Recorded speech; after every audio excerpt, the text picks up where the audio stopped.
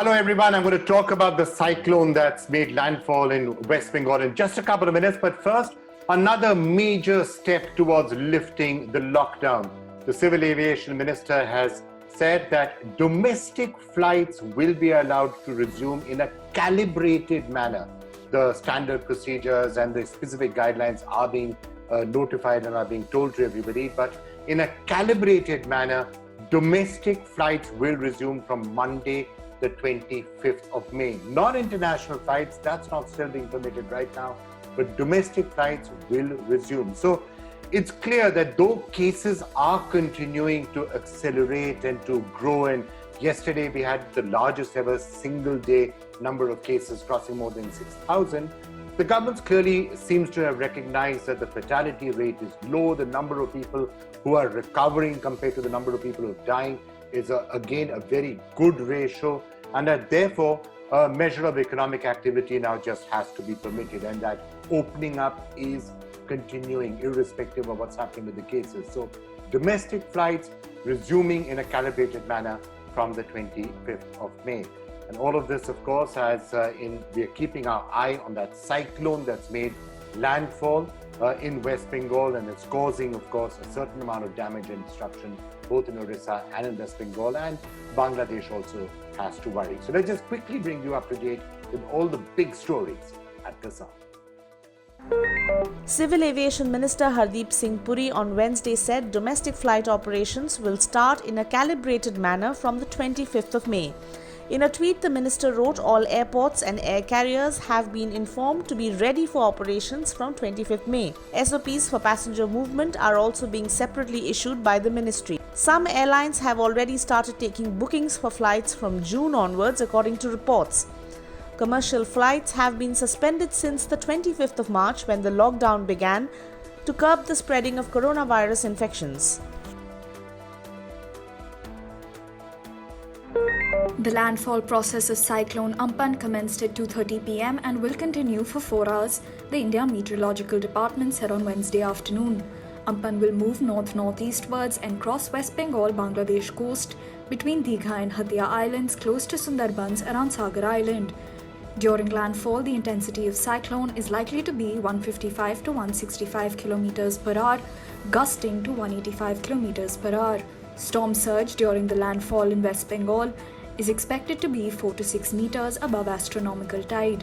The surge is expected to inundate low-lying areas of South and North 24 Parganas and parts of East Midnapur district. The wind speed in Kolkata, Hooghly and Howrah is likely to range between 110 km per hour to 120 km per hour, gusting to 130 km per hour, which may cause extensive damage in the urban areas also.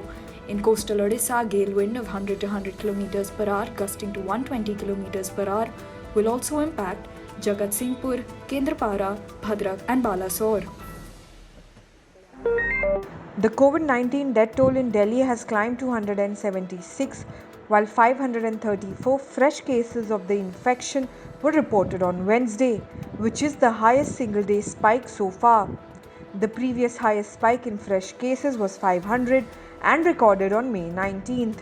The Delhi Health Department said the death toll from the coronavirus infection has risen to 176 and the total number of cases mounted to 11,088. The Delhi government said the cumulative death figures refers to fatality where the primary cause of death was found to be COVID-19.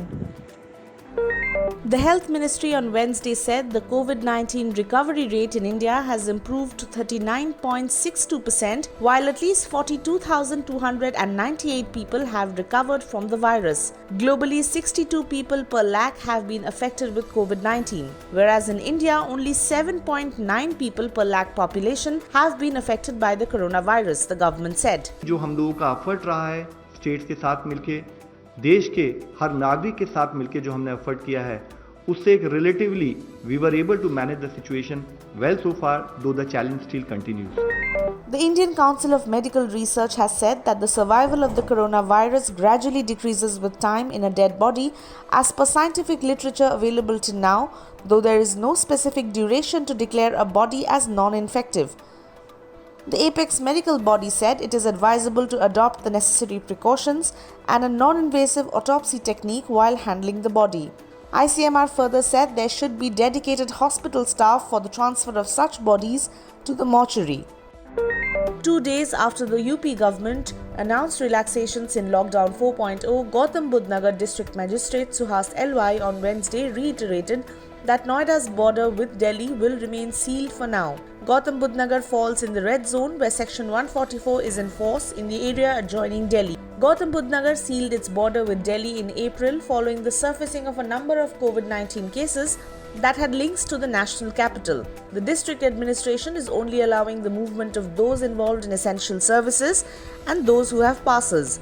The Union Home Ministry permitted interstate travel from the 18th of May. It is still locked down officially, but traffic jams are back. Massive jams were reported from parts of Delhi, Mumbai, Noida on Wednesday morning. Thousands of buses, cars and two-wheelers have returned on the roads days after the government eased coronavirus lockdown guidelines this week. Videos of bumper-to-bumper traffic from Mumbai's Andheri, Delhi's ITO and Yamuna Bridge neighborhoods and the Delhi-Gurgaon, Delhi-Noida borders emerged, reminding of pre-lockdown life in metro cities. The head of the World Bank warned on Tuesday that the coronavirus crisis threatens to push 60 million people into extreme poverty, wiping out gains made over the past 3 years.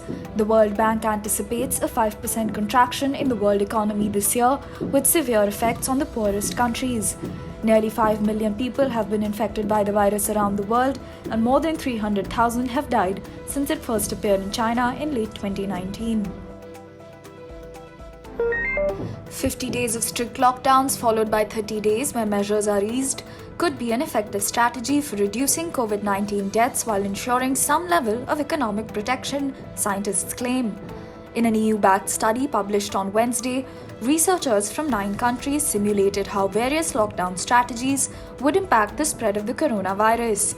Many governments have imposed some form of lockdown to mitigate the transmission of the virus, but policymakers around the world are now calculating ways to gradually lift those measures as the pandemic weighs heavy on economic activity.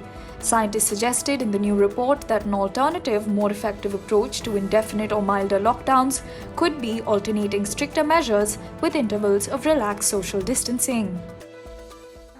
Amid a row over the new road inaugurated by India, Nepal Prime Minister KP Oli told the country's parliament that the virus from India looks more lethal than Chinese and Italian, as he blamed New Delhi for the spread of coronaviruses in his country. Oli said that those who are coming from India through illegal channels are spreading the virus in the country, and some local representatives and party leaders are responsible for bringing in people from India without proper testing. In the same speech, Oli also said Nepal would bring back at any cost the Kala Pani Limpiadura Lipu Lake area, which is part of the Indian territory.